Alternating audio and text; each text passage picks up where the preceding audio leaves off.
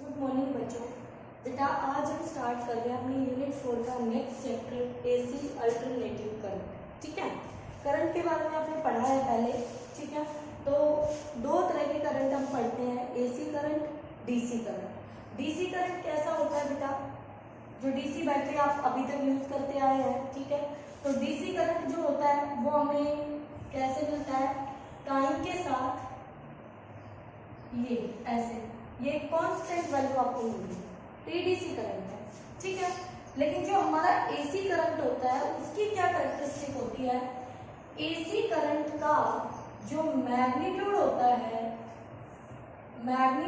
है वो time varying होता है, टाइम के साथ चेंज होता है, और उसकी पोलरिटी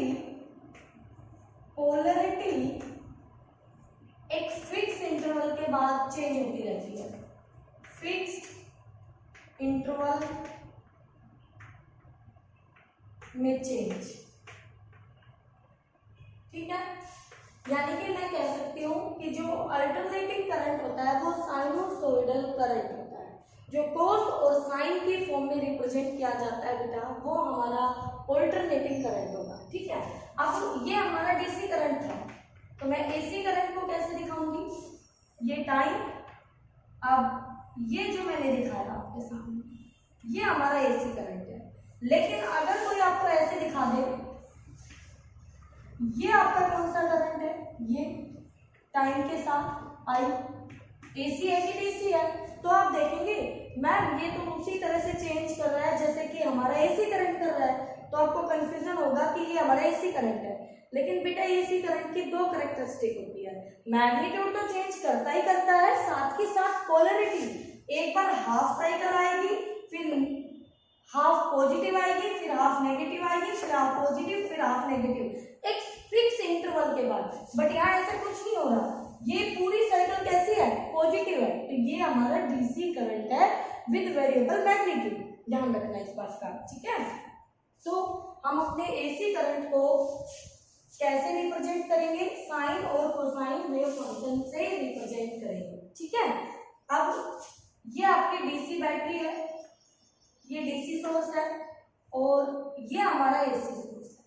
ठीक है, तो कहीं भी सर्किट में हम यूज करेंगे तो एसी सोर्स हम ऐसे लगाएंगे और ये डीसी बैटरी आप इस तरह से यूज कर रहे थे। ठीक है, अब आपके पास जो ये वेव आपने अभी बनाई थी, ये टाइम और इधर आपका करंट, और ये हमने अपनी साइन वेव ऐसे दिखा दी। ठीक है, तो यहाँ पर हम अपना करंट लिखेंगे I equal to I naught sine omega T plus minus five naught. देखिए आप ध्यान से, कौन यहाँ पर क्या है? ये एसी करंट है, तो ये AC voltage E equal to E naught sine cos भी आ सकता है बेटा, omega T plus minus five naught. ठीक है, तो देखिए यहां से ये आपका इंस्टेंटेनियस करंट और वोल्टेज है। इंस्टेंटेनियस करंट और वोल्टेज। ठीक है, ये दोनों, ये आपका पीक वैल्यू ऑफ करंट है, पीक और मैक्सिमम वैल्यू ऑफ करंट। तो ये मैक्सिमम वोल्टेज हो गई बेटा, मैक्सिमम वोल्टेज, पीक वोल्टेज। ठीक है, ये हमारे angular frequency omega equal to 2 pi nu, same here 2 pi nu. Okay, ये हमारा इनिशियल फेज क्या होगा? इनिशियल फेज, ये आपका जीरो भी हो सकता है, इनिशियल फेज। ओके, तो ये थे इसके सभी पैरामीटर बेटा। तो यहाँ पर ये जो वैल्यू है आपकी, ये value, this is the I note, ये हमारा प्लस आई नोट और ये हमारा माइनस आई नोट। ठीक है, मैक्सिमम वैल्यू, ये आपकी पॉजिटिव साइकिल, ये नेगेटिव साइकिल, ये पॉजिटिव, इस तरह से ये टाइम वेरिंग साइकिल आपकी चलती रहेगी। तो एसी करंट और वोल्टेज को हम इस ऐसे दिखाते हैं। तो साइन वेव या कोसाइन वेव से हम अपने एसी करंट और वोल्टेज को रिप्रेजेंट करते हैं, उनको एक्सप्रेस करने के लिए। ठीक है, अब आपके पास ये जो आपने वेव दिखाई है, तो इस वेव में बेटा अगर टाइम को आप दिखा रहे हैं तो यहाँ से ये एक साइकिल पूरी होती है यहाँ, तो ये टाइम आपका टाइम पीरियड टी कहलाता है। तो हम इसको लिख सकते हैं ऐसे 0 t/4 t/2, ये वाला टाइम आपका 3 t/4 एंड ये फुल टाइम आपका t। ठीक है, एंगल के टर्म में अगर हम बात करें तो यहाँ पर 0 एंगल, ठीक है, ये π/2, ये आपका पाई, ये 3π/2 और ये 2π, सॉरी यहाँ पर 3π/2 और ये आपका 2π। ठीक है, ये जी, तो ये हम थीटा के टर्म में दिखाएं तो इस तरह से हम इसको रिप्रेजेंट करते हैं। जैसे साइन की वैल्यू 0 पे 0, π/2 पे मैक्सिमम और पाई पर 0, फिर 3π/2 पर मैक्सिमम नेगेटिव में और फिर ये 2π पर 0। इस तरह से आप इसको रिप्रेजेंट करेंगे बेटा। तो ये सारे पैरामीटर्स आपको ध्यान रखने हैं।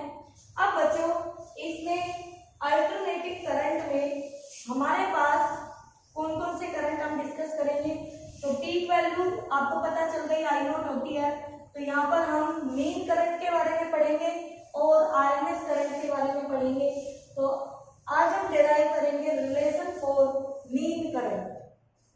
ठीक है, तो मीन करंट निकालिए, mean value of AC current, mean value of AC current.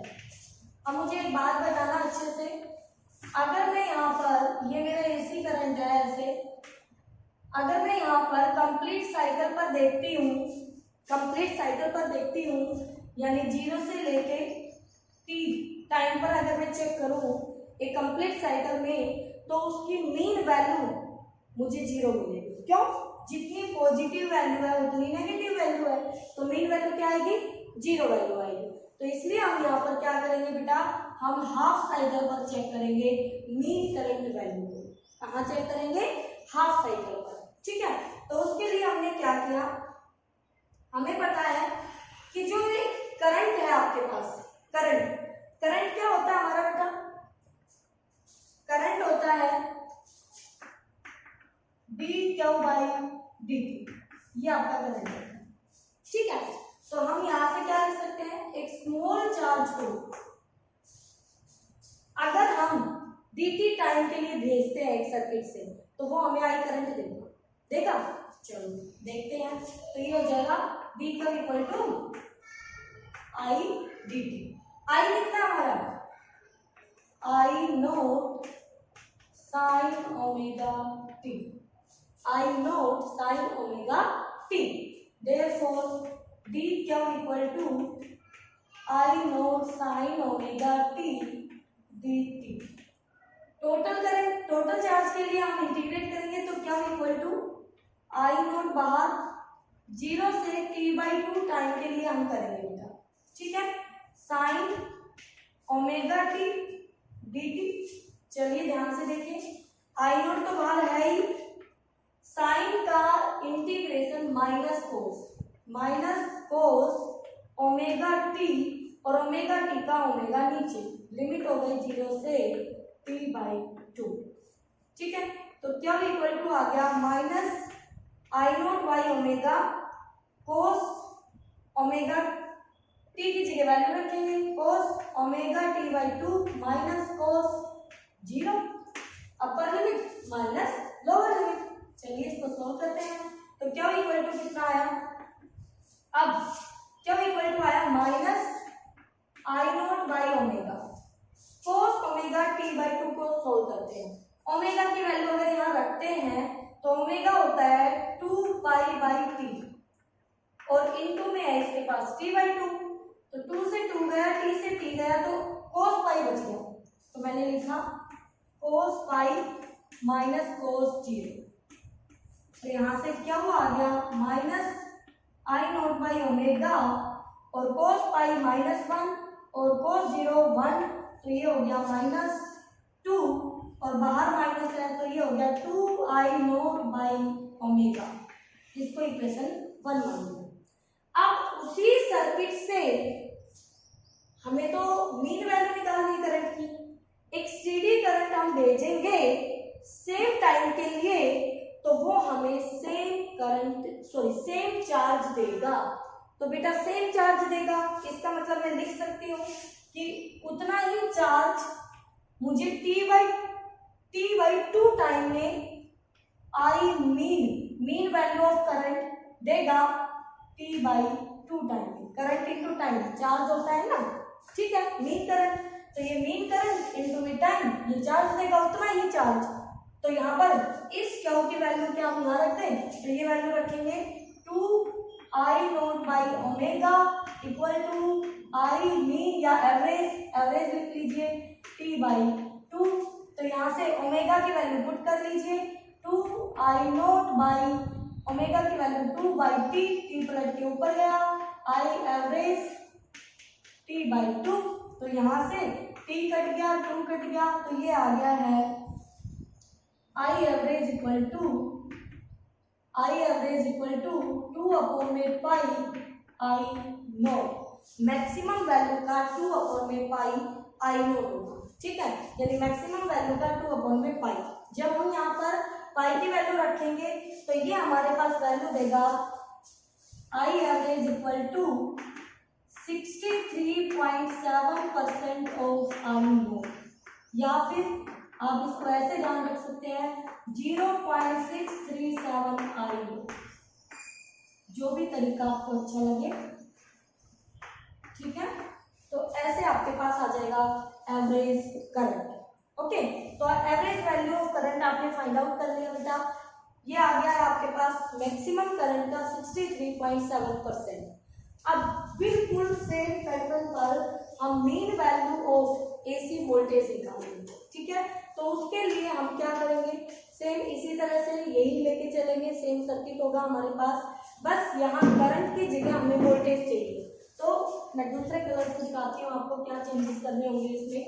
आई की जगह आप यूज करोगे E/R, क्योंकि वोल्टेज अपन में रेजिस्टेंस हमारा क्या होता है, करंट।